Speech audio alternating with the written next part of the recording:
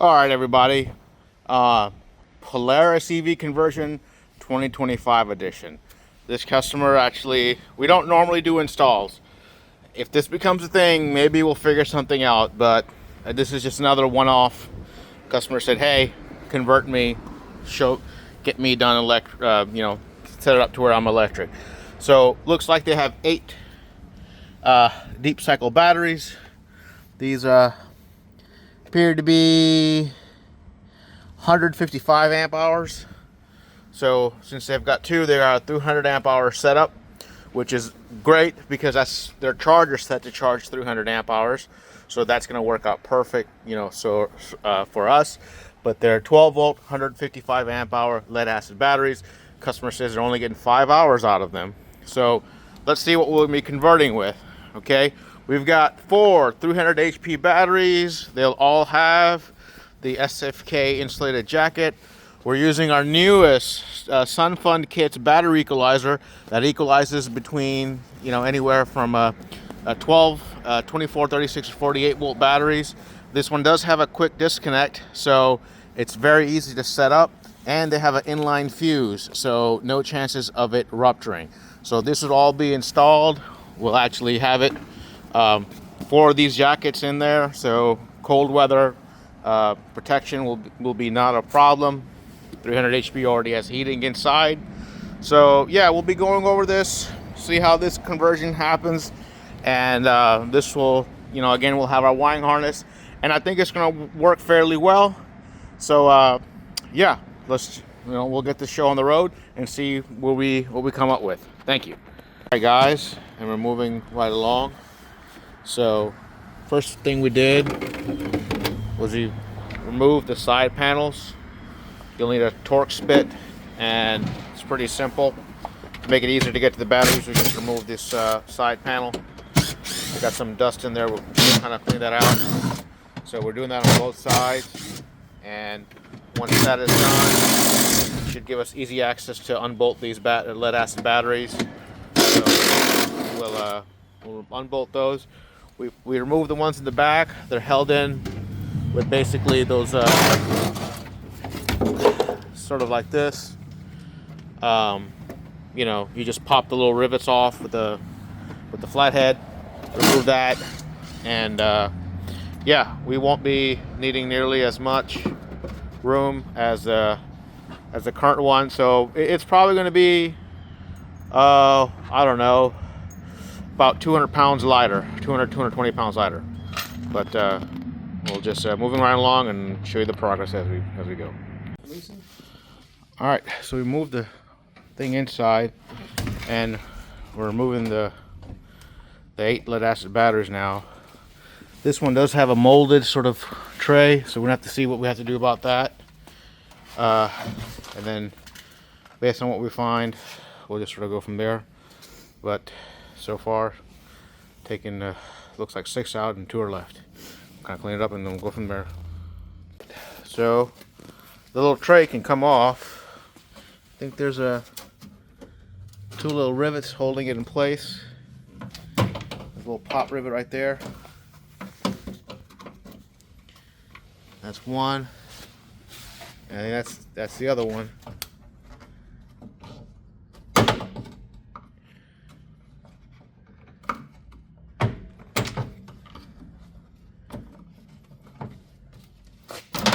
Yep, and with that tray removed,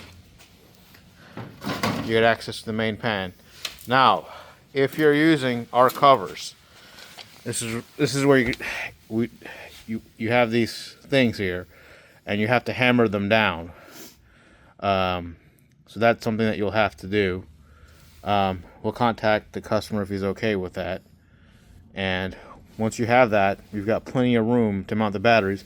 In fact, if you put 2 side by side, see that corner there and that here, you can get a single long piece of angle iron, and yeah, this is plenty to keep the 2 batteries. You got 2 in the front, 2 on this side, and 2 on that side. So a little bit of fabrication, but the plastic piece comes out. These do need to be hammered down flat, and once that's done, it is there. We'll contact the customer if he wants us to do this or he wants to do it himself. We'll place the batteries, we'll wire them up so that he can see that they do move around. But this portion is one of the things that you'll have to do, and it's not hard, but it is metal, so just keep that in mind.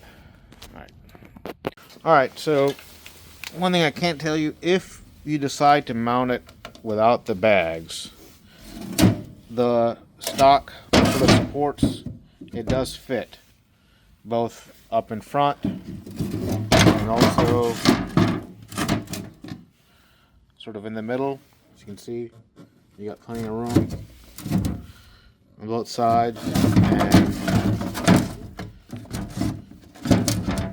even towards the back.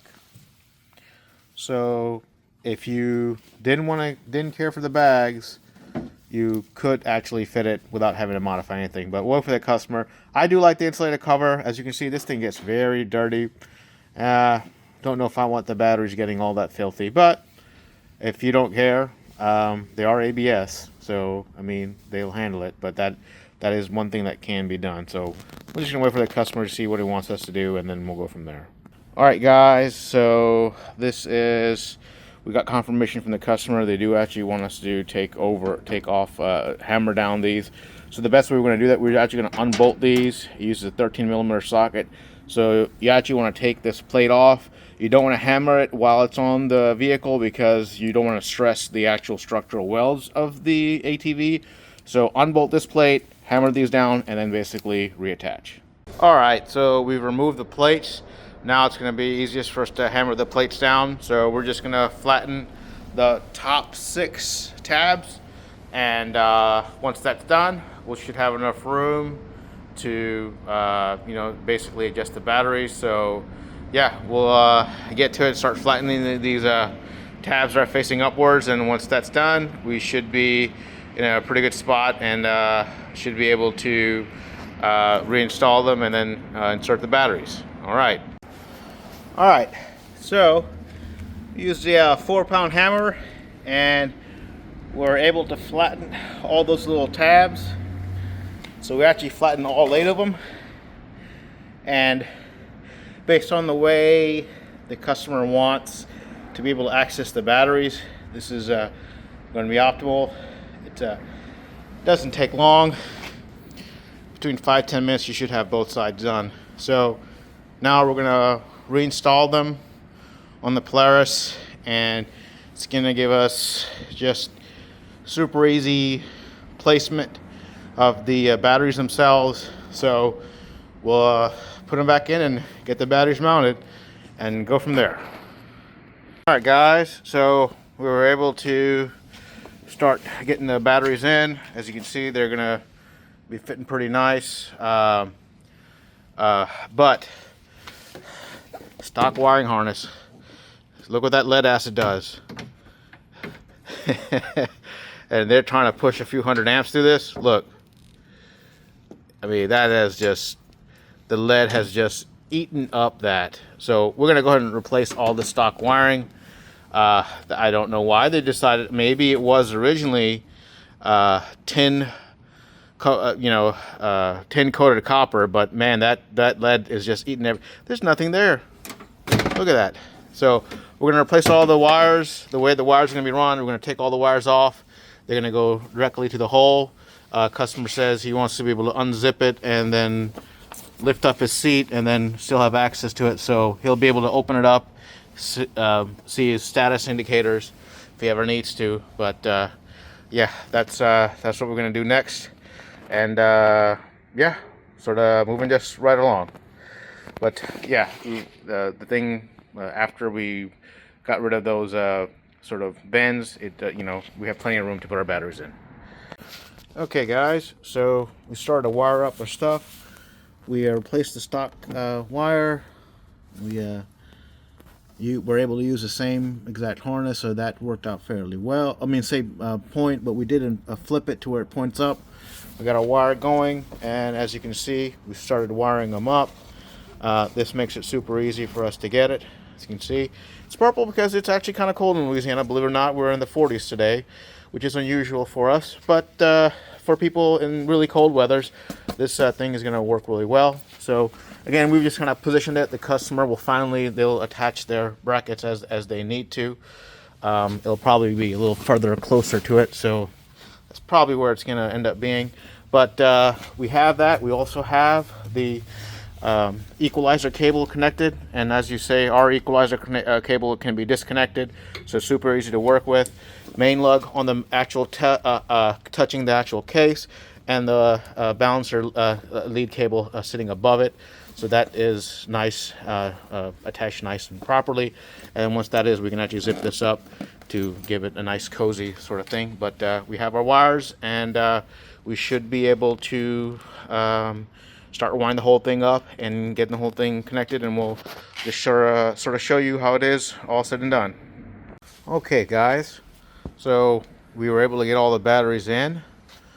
All of them have the equalizers connected, and they're all put in here. We were able to just kind of set this in place, and as you can see, we're reading out slight bit of variance. As you can see, somewhere 13.4, 13.5, 13.7, and 13.4.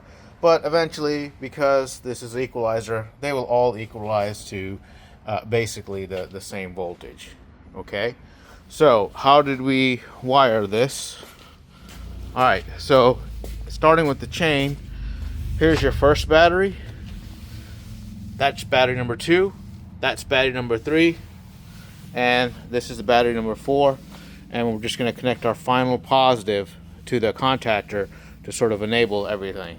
Okay, so just one thing to remember when you are working with the equalizer: make sure equalizer always goes positive, negative. So if you have an equalizer black wire, it always connects to the black wire. The equalizer red wire always connects to the red wire. So equalizer, don't try to wire in series. The red always goes to the red terminal. The black always goes to the black terminal. And when you're wiring them in series, you may have different color wires. The batteries themselves is fine, but the equalizer, always make sure you connect it to the right positive and the right negative. And it's very simple. Black equalizer terminal goes to black. Red equalizer terminal goes to the red. Okay, so we only have one last step to go. We're gonna clean up some of the terminals and basically connect them, and that should give us power. Now, this is not completed install. As you know, the customer, when they get it, they're probably going to put some angle iron here. They're probably going to put another piece of angle iron here and actually bolt it down to the holes that are over there. You can't really see it, but there's a hole behind this bar where you are going to connect run threaded rod to. That's going to secure the batteries from the top, and they'll probably have to put another piece of angle aluminum sort of in that area by there, so that the batteries don't move back and forth. So once you've got one on here, one on there, and clamped down, they should be pretty snug. If you want to, you could also put a piece of angle iron over here, so sort of enclose the entire thing, and that should be very good in terms of keeping them sort of in place. Okay, so we're just going to clean up the contactor. There's some corrosion on there, and then that will be our final positive, and then that will basically include our circuit, so that we can essentially run the 48-volt system, and then we'll just wait for the customer to come back, and you know, if they want to, we'll go ahead and button up the remaining panels, or they'll go home and put the securing angle irons that they have to, and then they can button themselves the batteries up from there. Okay guys, so we've finished up the wiring, cleaned up the contactor terminal, installed the wire. We have to use the loops of the bag to kind of keep the wires out of the way of the drive shaft. So it's a 4x4. So yeah, we're gonna just make sure it powers up, wait for the customer to arrive, and if everything is good, well, again, we're gonna tell them that we recommend you keep the panels off so you can finish up the install. And you know, and then once that's done, we'll button everything up and have it ready for them. Okay. All right, so this will be the end of part 1 of the 2025 Polaris Winter Edition conversion for the Ranger AV. And basically, at this point, the customer is going to install their angle iron and other stuff they need to secure the batteries. Once that's done, we will go back and install the remaining body panels. Should be fairly easy to get those back up and running. But yeah, and I think this is going to sort of conclude that. Now, they do use their Polaris in the area that's much colder, so being able to have batteries that are heated and batteries that can be heated without being charged. That's the key. The SFK batteries are the only batteries in the market where you can run standby heating. Many other batteries in the market only turn on heating when you're charging. So if you're out hunting or something and you're going to leave your ATV to where it can absorb a lot of cold, having in batteries that can heat themselves while at idle is a must. Anyway, stick around for part 2 of that video. It should be available in a week or two. In the meantime, if you have any questions, definitely reach out to us, give us a call, or shoot us an email. We're more than happy to help. Thank you.